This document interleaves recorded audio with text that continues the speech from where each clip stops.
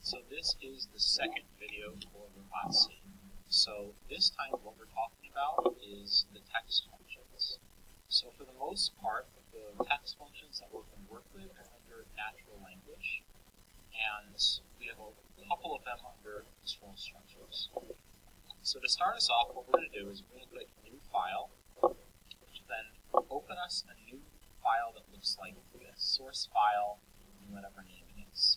So once we open this up, you'll see task name over here, and then you'll see this bracket that's open and that's closed over here. Inside is where we're going to be typing our code, and to start us off, I have some code already written that we're going to walk through that I'm going to break down to show you where I got these and what they all do. So this is going to be code version 1 for the Clawbot that you guys are going to type out that you're going to try. So the first thing is that after task main, in the first bracket, we're going to start with a statement that says while true. So this statement right here is under control structures, and is under control structure that says while. So if you were to take this over here and drag it, it says while condition and then the body. So while, in this case, we can choose two statements. We can either say while true or while false. In this case, while true is what we're going to start with, and if this means when true, run the program. So this is going to basically keep the program always on. And you notice that after I type these two backslashes, if I type the text turned green, green is not actually read by the program. This is called pseudocode, and this pseudocode is for you, and it is for you to understand what your code is telling the robot to do. So while true says when true, run the program, and then this is called pseudocode.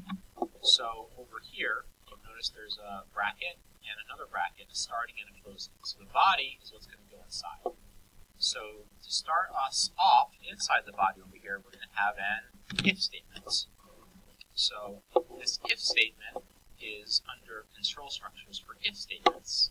And basically what happens is you're going to say if a condition is true, then do this. So if condition, then over here we're going to say sensor value, touch start equals 1. So what this is telling us is if the bump switch is pressed, then do something. So the something that it's going to do is what we're about to code below. But this is basically saying don't do anything, but remain on until the bump switch is in.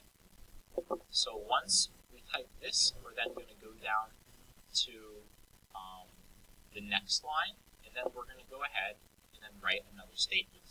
So I'm going to hit enter, and then we're going to notice that there's an open bracket. So I have to make a new statement in a open bracket, and for every open bracket there must also be a closed bracket. So I'm going to then type in between these two brackets. My next statement here says until touch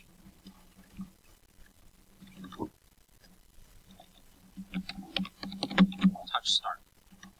So you'll notice that there's a colon at the end of this statement. All statements that you're telling the version what to do need a colon at the end of it. So until touch start. Now touch start is what I named one of the bump switches.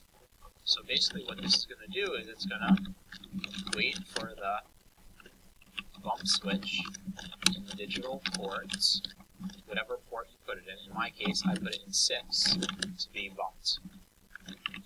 And then it needs to know, well, once it's bumped, what's going to happen? So then we're going to say start motor, claw motor, and then there's over here, if you notice, -40. So this negative has to do with the direction of either it's forwards or it's backwards. So in this case, if we type -40, make sure you remember your sentence structure. This is telling us negative is backwards, and then positive is forwards. So I'm moving the claw backwards at a speed Now just for you guys to see, our motor can go up to approximately 140. So basically that's saying our values can go between negative 140 to positive 140. And when we have it at 0, that means it's off. So the next statement, also notice that this is not going to be read by a machine. You do not need to type this out. This is me teaching you with it. So after we type that part, we're going to go ahead and tell the machine to wait for 3 seconds.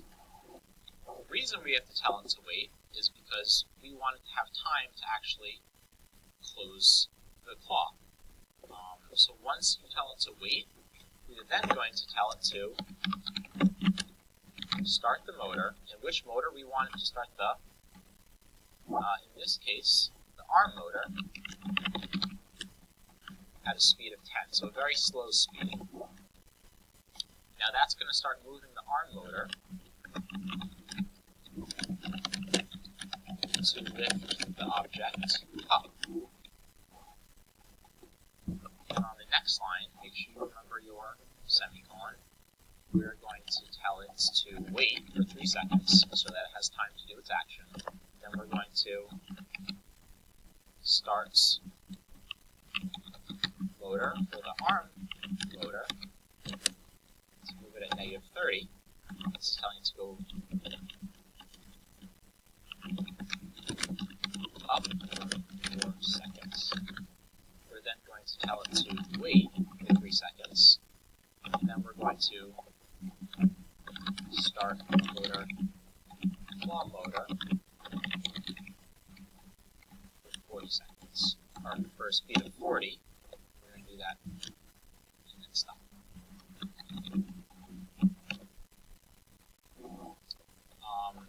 So this is going to be your initial code that you're going to type, and let's walk us through what this code does. So if the bump switch is pushed, then it's going to do something. Specifically, when it's pushed, the bump switch is going to start our claw motor going backwards. And then it's going to wait. It's going to move the arm motor to lift the object up. We'll wait. Then it's going to move the arm up for a couple seconds. We'll wait. And then the motor will go until stop.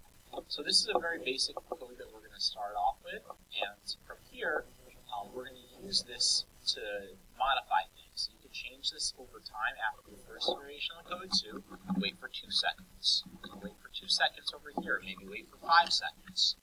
And vary the speed, such as the claw motor. See what happens if you change the value to negative. As you go over here, backwards is negative, forwards is positive for the motor, what direction it's going to go. So this is the video for you to start writing your first piece of code. So I want you to try and copy this identically, and then from there we will troubleshoot and figure out other ways to modify the code to make your robot do different things. So that's it for this video.